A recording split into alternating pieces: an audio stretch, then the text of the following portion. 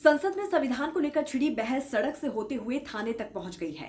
राज्यसभा में नेता प्रतिपक्ष मल्लिकार्जुन खड़गे ने बीजेपी पर आरोप लगाया है कि वो संविधान को मनुस्मृति के हिसाब से तैयार करने की कोशिश कर रहे हैं। ऐसे में बीजेपी की तरफ से फायर ब्रांड वक्ता और नेता सुधांशु त्रिवेदी ने जब मोर्चा संभाला तो पूरी संसद सन्न रह गई। उन्होंने एक एक कर कांग्रेस के सारे धागे खोल दिए। जब सुप्रीम कोर्ट और शरिया में यह लगा कि मतभेद है, तो इस देश की संसद ने सर्वोच्च न्यायालय के निर्णय को रौंद कर शाहबानो केस में शरिया को सुप्रीम कोर्ट से ऊपर कर दिया। मैं विनम्रता से कहना चाहता हूं, दुनिया के किसी सेकुलर देश में ऐसा कोई एक उदाहरण बता दें तो मैं अपना बयान वापस लेने को तैयार हूं। फिर उसके बाद उपरांत महोदय इतना ही नहीं हुआ, फिर प्लेसेस ऑफ वर्शिप एक्ट आया। वो कहता है कि 15 अगस्त 1947 के बाद कोई चेंज नहीं होगा, ठीक है, मगर महोदय फिर वक्फ बोर्ड एक्ट आया जो यह कहता है कि कोई समय सीमा नहीं रहेगी। और सूरत नगर निगम पे दावा किस बात पे है कि मुगलों के जमाने में वो सराय थी। तिरुचिरापल्ली के तिरुचुनेरी मंदिर पे इस बात पे है कि अर्काट के नवाब ने दे दिया था। यानी 200 साल 300 साल पहले के सरकारों के वो फरमान जो कि सरकारें किस हिसाब से मानती थी। फिर कम्युनल वायलेंस बिल आया। अब मैं सिर्फ संक्षेप में 10 बिंदु बोलना चाहता हूं। जो लोग आज कहते हैं इस संविधान में उन्होंने क्या किया, मदरसा बोर्ड आया, मुस्लिम पर्सनल लॉ बोर्ड, इन सबको संवैधानिक मान्यता, संवैधानिक संरक्षण प्राप्त है। 4 पत्नी रखना, ट्रिपल तलाक, हलाला, मेहरम बालिका से विवाह करना, तलाकशुदा महिला को कोई मुआवजा न देना, हज सब्सिडी, वक्फ बोर्ड। अब मैं कहना चाहता हूं, मैं विनम्रता से कहना चाहता हूं कि इन लोगों ने इस कॉन्स्टिट्यूशन को सेकुलरिज्म का शिकार करते हुए इसको पार्शियली शरिया कॉन्स्टिट्यूशन बनाने का प्रयास किया। अन्यथा कोई गैर मुस्लिम देश दिखा दे कि जिसमें कि इस प्रकार की बात हुई हो, कोई सेकुलर देश, 200 देश हैं, बड़े विद्वान लोग बैठे हुए हैं वहां पर। मैं बताना चाहता हूं, कोई उदाहरण बताइएगा जिस स्टेट में सुप्रीम कोर्ट से ऊपर शरिया हो। अब मैं बताना चाहता हूं, बड़े विद्वान लोग उधर बैठे हुए हैं, मुझे कोई जरूरत नहीं है 200 में सिर्फ 4 सेकुलर देश बताइएगा, मैं अपना बयान वापस ले लूंगा जहां शरिया सर्वोच्च न्यायालय से ऊपर हो। और मैं ये भी बताना चाहता हूं, इतना ही नहीं था सर, संविधान का अपमान आप लोगों ने किया। और मैं कहना चाहता हूं, जो लोग मनुस्मृति की बात करते हैं उन्होंने इसको मौलवी स्क्रिप्ट बनाने का प्रयास किया भारत के संविधान को। यह अपने आप में शर्मनाक बात है। शर्म उस समय आनी चाहिए थी जब इस तरह के परिवर्तन कर रहे थे। और मैं एक और बात कहना चाहता हूं, सभापति महोदय, टेक्निकल बात कह रहा हूं, मेरी बात गलत लगेगी तो मैं अपने बयान वापस ले लूंगा।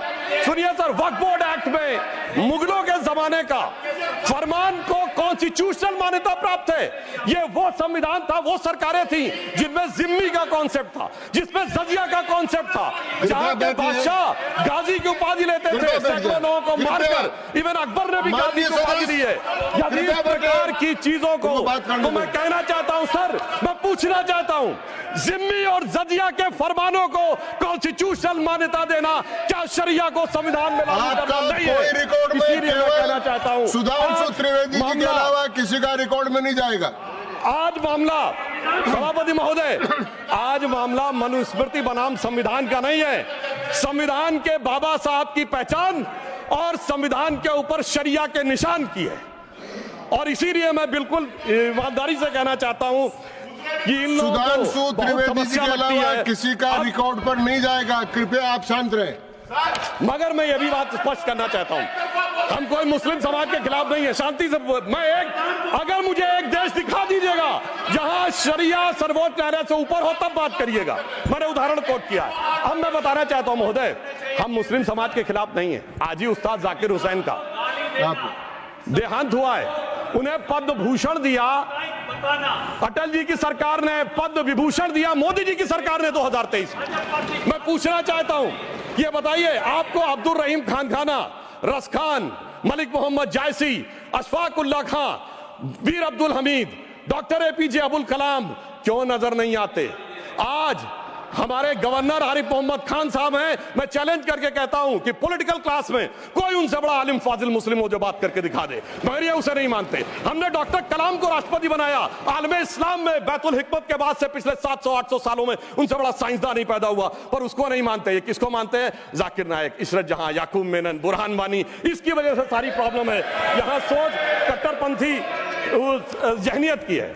और मैं सभापति महोदय एक और फैक्ट कोट करना चाहता हूं। इन लोगों को बहुत वो लगता है, तो मैं फ्रीडम हाउस रिपोर्ट, वैसे फ्रीडम हाउस में बहुत से लोग इनके मित्र लोग भी हैं, उसका annual survey of political rights and civil liberties 1999-2000 वो कहता है कि दुनिया में धार्मिक मान्यता का लोकतंत्र से क्या रिश्ता है। तो वो पेज नंबर 10 और 11 पे लिखता है, there is a strong correlation between electoral democracy and Hinduism. वो कहता है कि जहां हिंदू धर्म है वहां पर ज्यादा डेमोक्रेसी, और उसमें Fiji, Guyana, Mauritius, Bharat, Nepal बहुतों को कोट किया है। और फिर उसने जो आगे कहा है वो इनको लगेगा, फिर उसने बुद्धिस्ट, व्हाट्सएप नहीं मैंने कोट किया है रिपोर्ट के साथ, हवा में बात मत करिए। अब मैं आपको बताना चाहता हूं, और उन्होंने आगे एक और बात कही है। ब्रुकिंग्स ने अपनी रिपोर्ट में 2019 में मोदी जी के समय क्या लिखा है, India is a silver lining, even a gold lining of democracy, reported released in February 2019। सुनिए, व्हाट्सएप की बात करने वाले, February 2019 titled Democracy and Disorder and the Struggle for Influence on New Geopolitics, page number 31। अब मैं एक दो विषय का उत्तर देना चाहता हूं जो हमारे माननीय नेता प्रतिपक्ष जी ने कहा। उन्होंने कहा कि झंडे का विरोध करने की बात, हम तो ईमानदारी से कहना चाहते हैं कि हम कभी झंडे के विरोध में नहीं थे। झंडे में, अब सर पूरी बात सुनिए सर, मैं कोट कर रहा हूं, अब सर मैं कोट कर रहा हूं, अब सुनिए सर, मैं महात्मा गांधी को कोट कर रहा हूं, सुनिए सर, महात्मा गांधी कोट कर रहा हूं। महात्मा गांधी ने 6 अगस्त 1947 को कहा, अगर भारत के झंडे पर चरखा अंकित नहीं होगा तो इस झंडे का अभिवादन करने से मैं इनकार कर दूंगा। आप तो जानते ही हैं, भारत के राष्ट्रीय झंडे पर सबसे पहली परिकल्पना मैंने की थी। बिना चरखे के निशान के भारतीय झंडे की कल्पना नहीं है। वैसे पंडित नेहरू अन्य लोगों ने मुझे बताया है कि नए ध्वज में बना चक्र चिन्ह चरखे का प्रतीक है। कुछ लोग इसे सुदर्शन चक्र बताते हैं, मगर मैं समझता हूं क्या है सर, स्रोत है संपूर्ण गांधी वाङ्मय, खंड 89 पृष्ठ 11। अब आप बताइए, आप कहेंगे कि महात्मा गांधी उनका विरोध कर रहे थे, इसलिए मैं कहना चाहता हूं महोदय, 2-3 मिनट में समाप्त कर दें। जी मैं समाप्त कर रहा हूं सर। एक बात और कहना चाहता हूं, अंगूठा कटवाने की बहुत बात कही गई। वैसे इतने अंगूठे कटे हैं पिछले 60-70 सालों में कि उन्हें एकलव्यों से पूछ लिया जाए तो समझ में आ जाएगा। मगर जो लोग बहुत ज्ञान बघाड़ते हैं, मैं उनसे पूछना चाहता हूं, किसी ने महाभारत में पढ़ा है क्या कि मैकाले का ही थॉट पढ़े आ रहे हैं? मैं किसी के प्रति अपमान नहीं करना चाहता, 100 में 99 लोगों को यह नहीं पता कि वो किस चैप्टर में है। महाभारत के वन पर्व में है, जहां पर जब एकलव्य का वो पूरा विशेष नहीं जाता, जब द्रोणाचार्य उससे पूछते तुम अपना परिचय दो, तो कहता मैं मगध नरेश जरासंध के प्रधान सेनापति हिरण्यधनु का पुत्र Eklavya. He was the chief of the armed forces. माननीय सदस्यगण, आप ऐसे कहते हैं जैसे माननीय सदस्यगण, जो बचे हुए माननीय सदस्य बोलने वाले हैं उनको कल अवसर मिल सकेगा। आप कृपया 1-2 मिनट में समाप्त करें। जी हम समाप्त करते हैं। तो इसलिए मैं कहना चाहता हूं, जब अगर आप हकीकत में देखेंगे तो समझ में आएगा। और मैं आज प्रधानमंत्री जी को धन्यवाद देना चाहूंगा। महोदय, ये जरासंध की सेना वो थी जो उस समय भारत की सबसे शक्तिशाली सेना थी, जिसके लिए कृष्ण जी भी एक बार छोड़े थे तो रणछोड़ नाम पड़ा था। अगर ट्राइबल उसका चीफ था, ये भी तो पूरी बात बताओ। और आज 5000 साल के बाद जब महामहिम राष्ट्रपति ट्राइबल समाज से हैं, तो पहली बार तीनों सेनाओं का सर्वोच्च अध्यक्ष एक बार पुनः ट्राइबल हुआ है। तो मुझे लगता है भारत की परंपरा को सही ढंग से समझने का एक अवसर मिला है। इसलिए मैं कहना चाहता हूं सभापति महोदय, बस 1-2 लाइन में समाप्त करता हूं। अगर महाभारत ही पढ़ना है तो महर्षि वेदव्यास की दृष्टि से पढ़ो, विदुर की दृष्टि से पढ़ो, शकुनी की दृष्टि से पढ़ोगे, भाइयों को लड़ाने वाले शकुनी की दृष्टि से तो यही नजर आएगा। मगर क्या बताए सभापति महोदय, ये भाइयों में लड़ाने वाले शकुनी, भाइयों में लड़ाने वाले मंथरा की मनोवृत्ति इतनी व्याप्त हो गई है देश में कि आज इस देश को, और मैं एक पॉइंट और कहना चाहता हूं सर, कमिटेड जुडिशरी की तो बहुत बात की गई, पर इस देश में एक ऐसा उदाहरण भी हुआ है जब एक जज कांग्रेस का नेता रहने के बाद जज हो गया। सर 1962 से 68 तक जस्टिस बेहरुल इस्लाम राज्यसभा में कांग्रेस के सदस्य रहे, फिर 68 से 72 तक दोबारा सदस्य रहे। 72 में उन्होंने रिजाइन किया और जाकर बन गए गुवाहाटी हाईकोर्ट के जज। फिर वो वहां बने चीफ जस्टिस गुवाहाटी हाईकोर्ट में।